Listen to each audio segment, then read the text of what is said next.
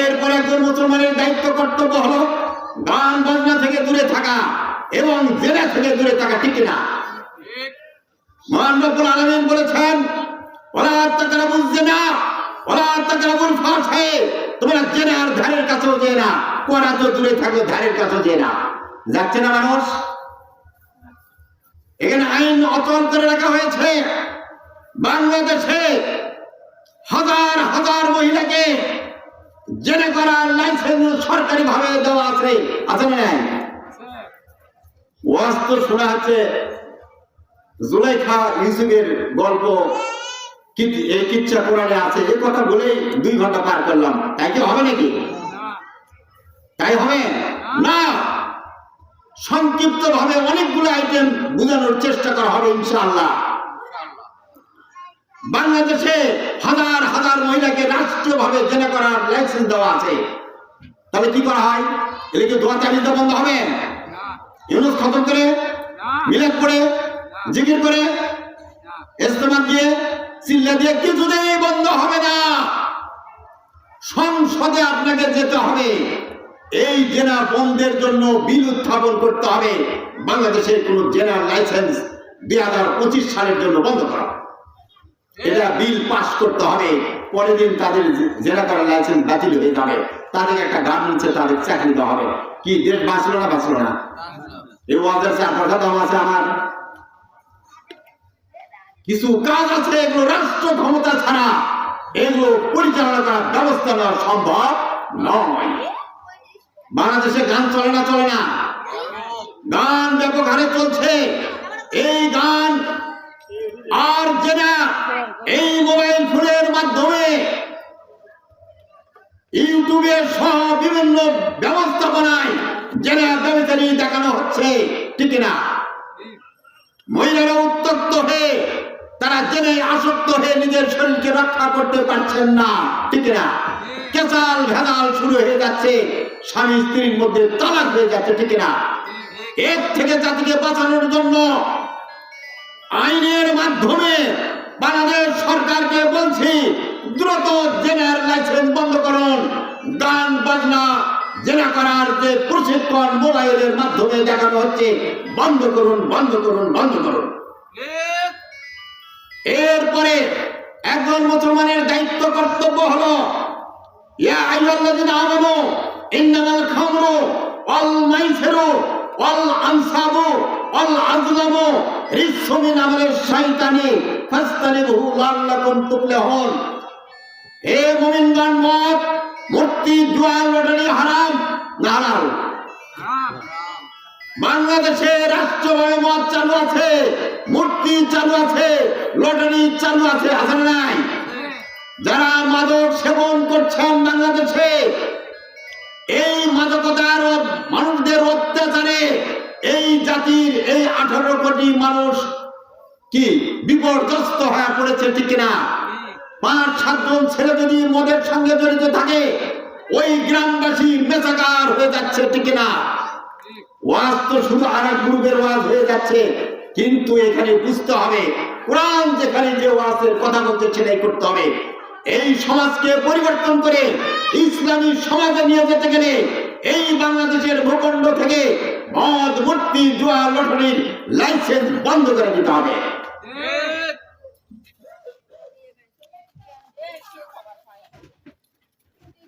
এরপরে বলছি, আল্লাহ রাসূলের যে আদর্শ, এটা আমাদের পুরোপুরি মানতে হবে না? পুরোপুরি। দাড়ি টুপি মহান রব্বুল আলামিন বলেছেন, কুল ইন কুনতুম তুহিব্বুনাল্লাহ ফাত্তাবিউনি ইউহিব্বুকুমুল্লাহু ওয়া ইয়াগফির লাকুম যুনুবাকুম ওয়াল্লাহু গফুরুর রহিম। এ দুনিয়ার মানুষেরা, জেনে রেখো, যদি তোমরা আমাকে ভালোবাসতে চাও, আমার রাসূলকে অনুসরণ করো, তাহলে আমিও তোমাদের ভালোবাসবো, তোমাদের জীবনের গুণাগুলো মাফ করে দেবো এবং জান্নাতে প্রবেশ করাবো। সবাই বলে সুবহানাল্লাহ। নবীজির দাড়ি, টুপি, পাঞ্জাবি, দস্তখানা বিছানো, ভাত খাওয়া, এরপরে অজু, গোসল, মেসাক, এগুলো অনুসরণ করতে অত্যন্ত ভালো, ঠিক না? খাবার পরে মিষ্টি খাওয়া সুন্নত, এ সুন্নত পালন করা অত্যন্ত ভালো, ঠিক না? কিন্তু যদি বলা হয়, আল্লাহ রাসূল বিচারক ছিলেন, ভালো লাগে? আর ভালো লাগে না। এখানে মহান রব্বুল আলামিন বলেছেন, অমির তলি আদিলে বাইনাকুম, রাসূল আপনাকে আমি বিচারক হিসেবে প্রেরণ করেছি, এই জমিনে কোরআন দিয়ে বিচার প্রতিষ্ঠা করুন। আছে কোরআনের বিচার? কোরআনের বিচার এই রাষ্ট্রে নেই। ব্রিটিশ গভর্নমেন্টের সময়, ব্রিটিশের আমলে যে বিচার, ইহুদি খ্রিস্টানেরা যে আইন তৈরি করে দিয়েছেন সেই আইনটা বিচার হয়। তাহলে কোরআন থেকে আমরা দূরে আছি কিনা? অনেক দূরে আছি। মহান রব্বুল আলামিন বলেছেন, ফালা তাকশাবুন নাস ওয়াকশাউনি ওয়ালা তাশতারু বিআয়াতি সামানান কালিলান আমান লাম ইয়াকুম বিমা আনজালাল্লাহু ফাউলাইকা হুমুল কাফিরুন। তোমরা মানুষকে ভয় করো না, আমাকে ভয় করো। আমার আয়াতগুলি তোমরা বিক্রি করে খেও না। আর কোরআনের আইনে যারা বিচার করে না তারা সম্পূর্ণরূপে কাফের। কার ফতোয়া দেয়? মহান রব্বুল আলামিনের ফতোয়া দিচ্ছেন।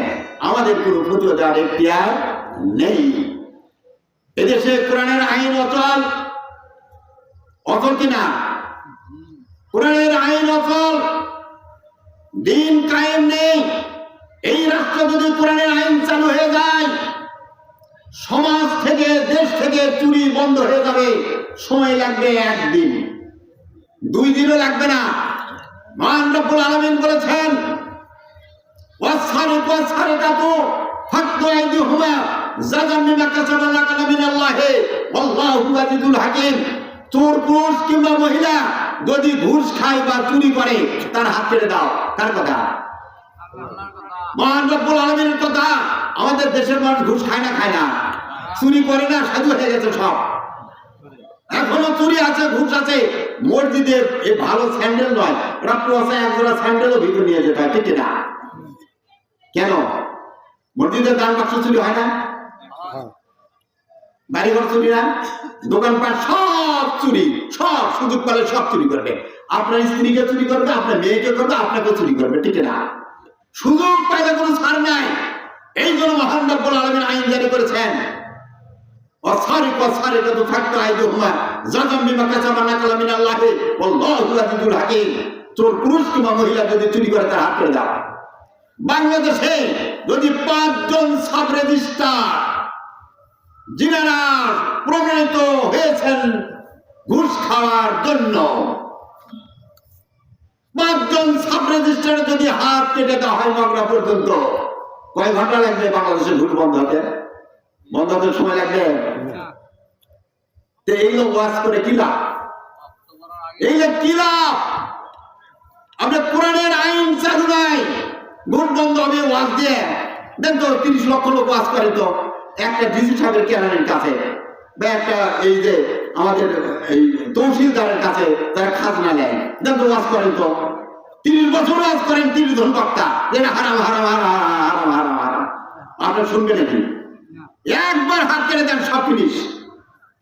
এই জমি নিরাপত্তা নিতে হলে আমাদের দরকার হল ইসলামী আইন। মহান রব্বুল আলামিন বলেছেন, ইন্নামা জাযাউল্লাযিনা ইউহারিবুনাল্লাহা ওয়া রাসূলাহু ওয়া ইয়াসআউনা ফিল আরদি ফাসাদান আন ইউকাত্তালু আও ইউসাল্লাবু আও তুকাত্তা আইদিহিম ওয়া আরজুলুহুম মিন খিলাফিন আও ইয়ানফাউ মিনাল আরদি যালিকা লাহুম খিজুন ফিদ দুনিয়া ওয়া লাহুম ফিল আখিরাতি আযাবুন আযীম। নিশ্চয় এই জমিনে, আমাদের জমিনে সন্ত্রাস আছে না নাই? নামাজ, রোজা, হজ, যাকাত, কালেমা, মসজিদ, মাদ্রাসা, এতিমখানা, ওযু, গোসল, পাক, নাপাক, পর্দা, এরপরে ইফতারি, এরপরে ঈদ উল ফিতর, ঈদ উল আযহা, এগুলোর বক্তৃতাই তো যথেষ্ট এদেশে হয়, ঠিক না?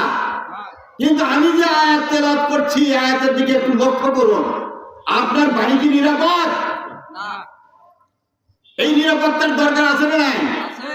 ইসলাম মানে শান্তি। শান্তি কোথায় আছে? এই মহান রব্বুল আলামিন বলেছেন, ইন্নামা জাযাউল্লাযিনা, যে আয়াতটি তেলাওয়াত করলাম, এই জমিনে যারা সন্ত্রাস করে এবং মানুষ হত্যা করে, মহান রব্বুল আলামিন বলেছেন তাকে গ্রেফতার করে এবং হত্যা করো। কে করবে? আপনি। এই ইসলামী রাষ্ট্রের মাধ্যমে এটা হত্যা করো, অথবা তার ডান হাত বাম পাও কেটে দাও, অথবা শুলে চড়ে হত্যা করো।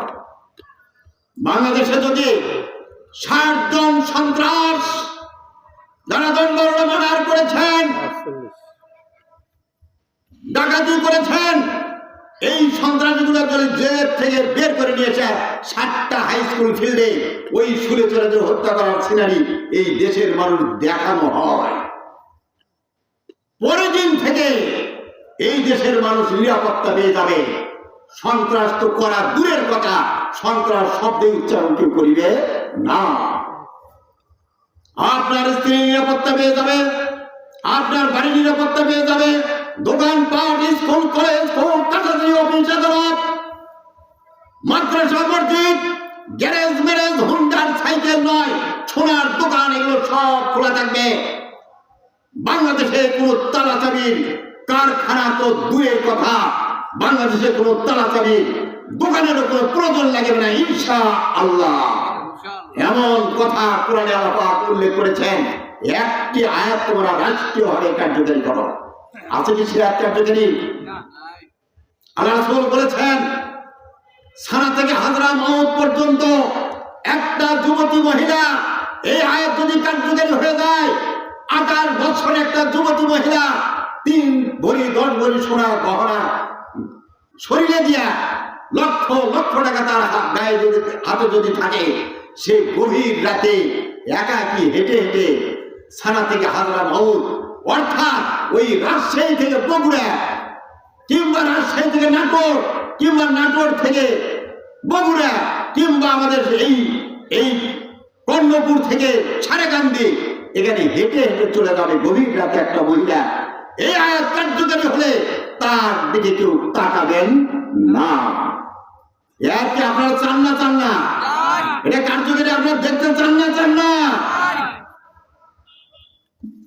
যারা তালাচাবির দোকান আছে তারা কষ্ট পাচ্ছেন, আমাদের তালাচাবির মেকানিক বন্ধ হবে এবং দোকানও আর থাকবে না। লাগবে নাকি?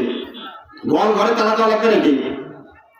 গরু চুরির জন্য না, আইন আছে, এখানে সময় বেশি নয়, অল্প ক্ষণের মধ্যে কার্যকারী হয়ে যাবে। আপনার যেগুলো রাষ্ট্র ইসলামী রাষ্ট্র হয়ে গেছে সেগুলোকে লক্ষ্য করেন বিচার কেমন চলে। এই বিচার কি তারা বানাচ্ছে না কোরআনের বিচার? ব্যাস। এরপরে একজন মুসলমানের দায়িত্ব কর্তব্য হলো, এই ওয়াজটা আমি আগে একটু ছাড়ে নেই, পরে যেহেতু আর কয়েক মিনিট আছে, 15 মিনিট 16 মিনিট আগে ছাড়ে নেই, পরে আর একটা আইটেমে আমি বলবো ইনশাআল্লাহ। এই আইটেমটা হলো সত্য কথা বলা। সত্য কথা বলা, আমরা সত্য কথা বলা প্রায় ছেড়েই দিচ্ছি, ঠিক না? সত্য কথা এর আয়াত আছে না নাই? মহান রব্বুল আলামিন বলেছেন সূরা আযাব 65 নম্বর আয়াতে, ইয়াল্লাযিনা আমানুত্তাকুল্লাহা ওয়া কুলু কাওলান সাদীদা, হে মুমিনগণ তোমরা আল্লাহকে ভয় করো এবং সব সময় সত্য কথা বলো।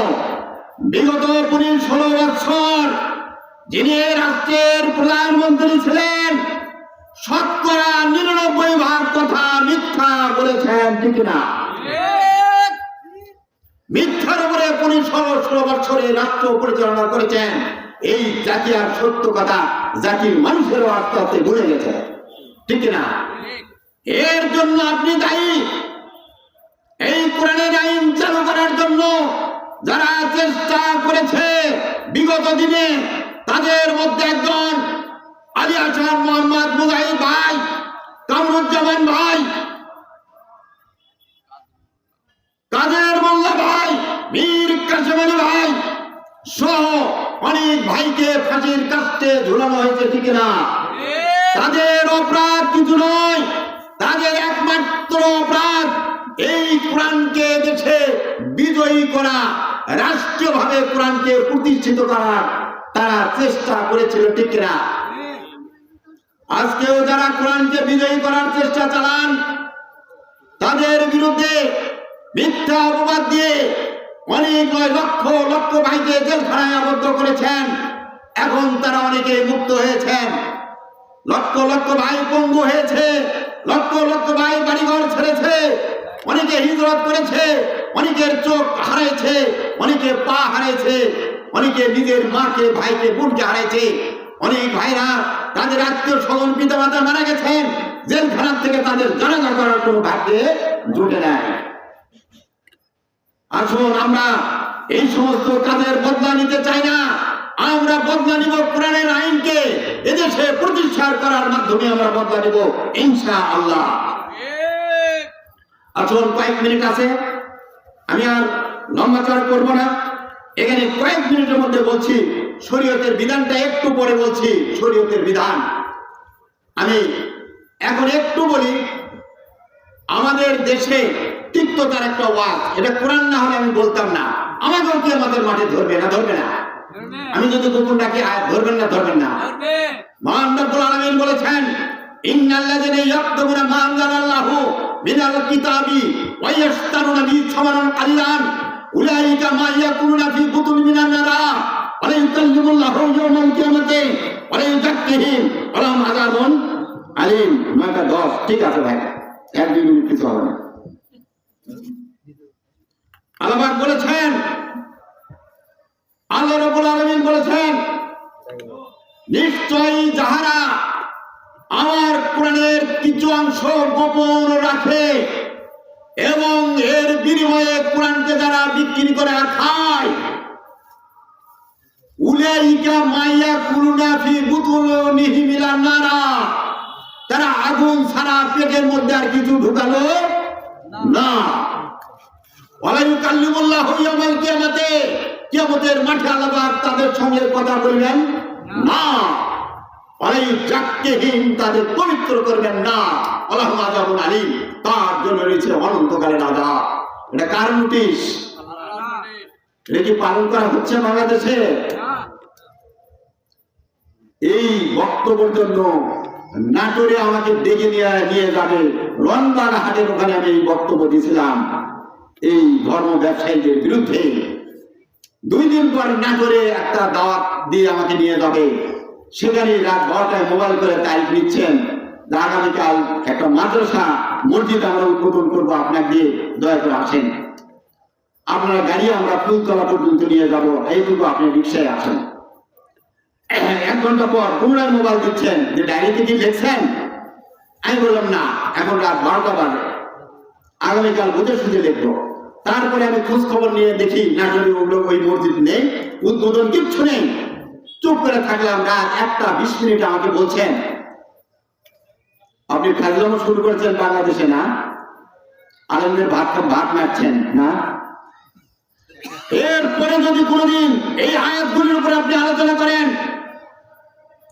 আপনাকে আমরা যে কোনো জায়গায় সুযোগ পাইলে আপনার কাল্লা বিখণ্ডিত হয়ে যাবে। কার কথা এগুলা? এদেশের আলেমদের কথা। মোবাইল কেটে দিলাম। এই জন্য ভাই, আয়াতগুলো অত্যন্ত তিক্ততা। মহান রব্বুল আলামিন বলেছেন,